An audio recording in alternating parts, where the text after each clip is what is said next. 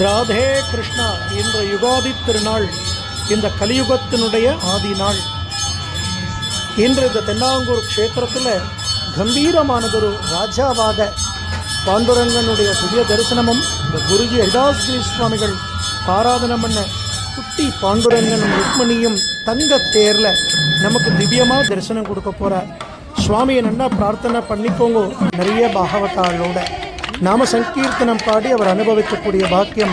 Radhe Krishna, Radhe Krishna. Jai Guruji.